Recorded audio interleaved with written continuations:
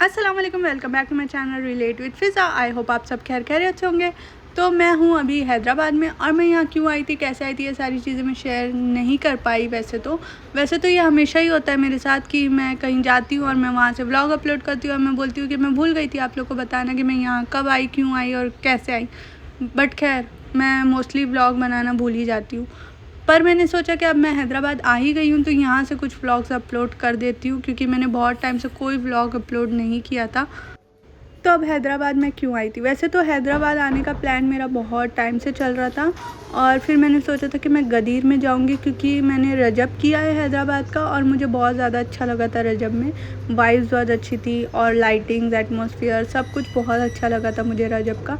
तो मैंने सोचा था कि मैं गदीर करूँगी यहाँ पर, और उसके बाद आशूरा करके ही जाती, ऑब्वियस सी बात है। और लास्ट ईयर मैंने मुंबई का जब व्लॉग्स अपलोड किए थे, वैसे तो मैं हर साल मुंबई का ही मुहर्रम करती थी, और ये चीज़ मैंने बहुत बार शेयर की है कि हम लोग बहुत टाइम से मुंबई में ही मुहर्रम करते, आशूरा मुंबई का करते, क्योंकि हम लोग को मुंबई का बहुत अच्छा लगता है आशूरा। हम लोग 8 मुहर्रम से चले जाते थे वहाँ पर, और फिर हम लोग 10 मुहर्रम करके 11 तक वापस आते थे। तो हाँ, पर इस बार जब मैंने लास्ट ईयर व्लॉग्स अपलोड किए तो मुझे बहुत सारे कमेंट्स आए कि आप कभी हैदराबाद का करो, कभी हैदराबाद का करो। वैसे तो लखनऊ के भी बहुत सारे कमेंट्स आए थे, बट लखनऊ जाना तो ऑब्वियस सी बात है पॉसिबल नहीं, और कुछ चीज़ें हुई जिसकी वजह से हैदराबाद आने ही पड़ा मुझे। वैसे तो प्लान था, पर फिर उसके बाद चीज़ें चेंज हो गई और फिर आना पड़ा मुझे यहाँ पर आशूरा करने। जो लोग मुझे इंस्टा पे फॉलो करते हैं उनको ये बात पता होगी, क्योंकि मैंने एक स्टोरी इसके बारे में अपलोड कर दी थी बहुत टाइम पहले, जब ये चीज़ें हुई थी लाइफ में, और मैंने उसके अलावा कहीं पे शेयर नहीं किया, और इस वजह से ही मैं थोड़ी डिस्टर्ब थी और मैंने ब्लॉग्स वगैरह शूट नहीं किए कभी भी, और थोड़े टाइम तक मैं इनएक्टिव भी थी। बट मैंने हैदराबाद में मैं जब आई तो मैंने सोचा कि मैं व्लॉग्स अपलोड करूँगी, क्योंकि अगर मेरा दिमाग कहीं पे लगा होगा, कहीं पे मैं डिस्ट्रैक्टेड रहूँगी, तो मैं इतना वो चीज़ें सोचूंगी नहीं, वरना मैं वो चीज़ें, वैसे भी मैं ओवर थिंक करूँ तो वो चीज़ें सोच सोच के ही पता नहीं क्या हो जाएगा मुझे।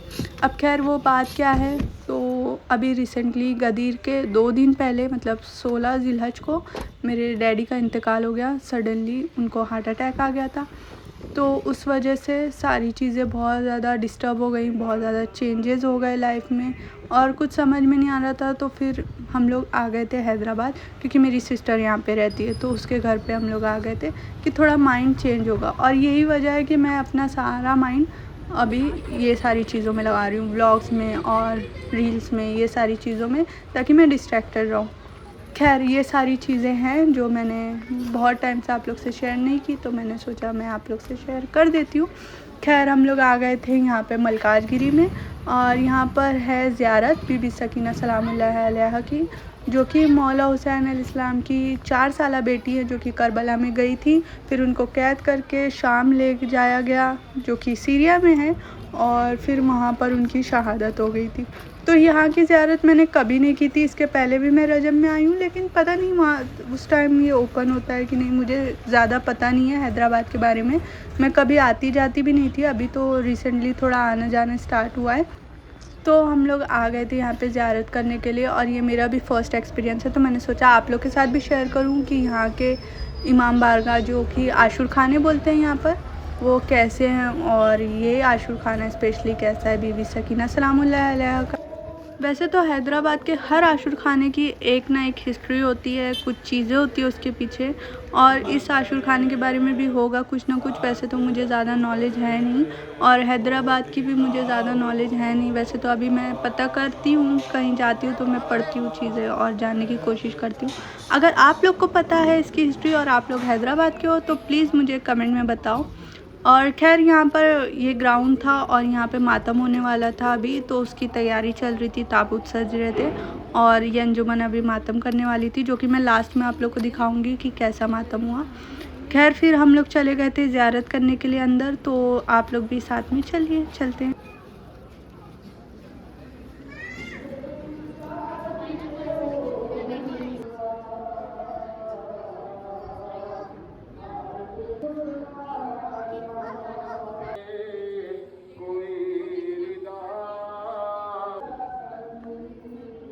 मोमिनीन का मरतबा ज़्यादा है, मजलिस का आगाज़ हो रहा है। बड़ा इकराम मेहरबानी फरमाकर मकाम मजलिस पर तशरीफ़ लाए।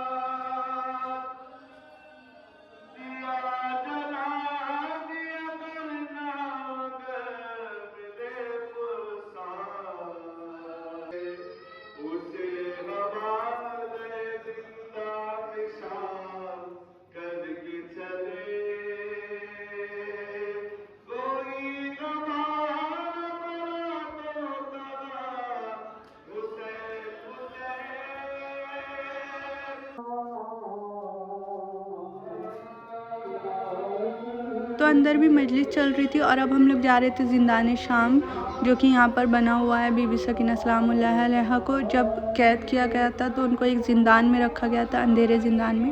तो ये उसी की शबी है और इसमें जाकर आप लोग, इसमें भी मजलिस चल रही थी तो इतना मैं रिकॉर्ड नहीं कर पाई अंदर, और पूरा अंधेरा भी था, बहुत कम लाइटिंग्स थी, तो इसीलिए कुछ समझ में भी नहीं आ रहा था लोगों को, तो इसीलिए मैंने थोड़ा बहुत रिकॉर्ड किया है। तो चलिए ज़ियारत करते हैं।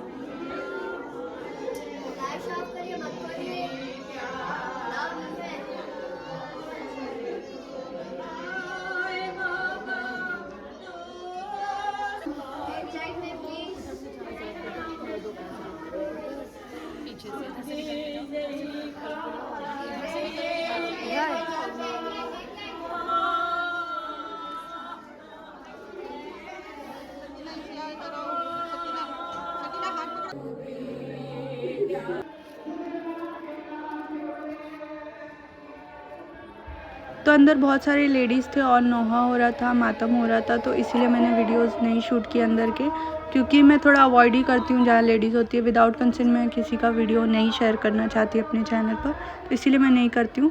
अब यहाँ पर जेंट्स का मातम होने वाला है तो वो चीज़ मैं शेयर करूँगी आप लोग के साथ इंशाल्लाह। तो देख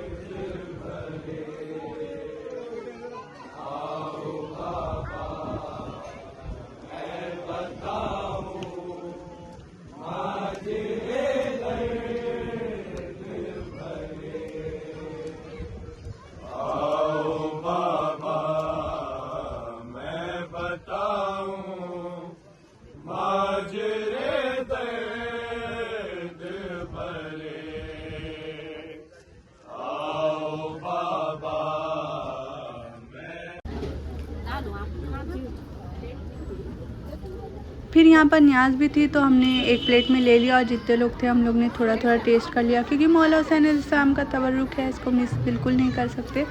फिर न्याज खाकर हम निकल गए थे घर के लिए। तो आप लोग को ये व्लॉग कैसा लगा मुझे कमेंट में बताएगा, और अगर आप इस आशूर खाने की हिस्ट्री को जानते हैं तो वो भी कमेंट में बताइए प्लीज़ प्लीज़, क्योंकि मुझे हिस्ट्रीज़ जानने में बहुत अच्छा लगता है, वो भी स्पेशली जब इस्लामिक हिस्ट्रीज़ हो तो मुझे बहुत ज़्यादा इंटरेस्ट आता है। तो चलिए फिर चलते हैं घर और मिलते हैं नेक्स्ट व्लॉग में। वैसे तो नेक्स्ट व्लॉग मैं बोलती हूँ और वो कब आता है मुझे भी नहीं मालूम होता कि कब तक मैं अपलोड करूँगी, बट इंशाल्लाह जब तक हैदराबाद में हूँ तो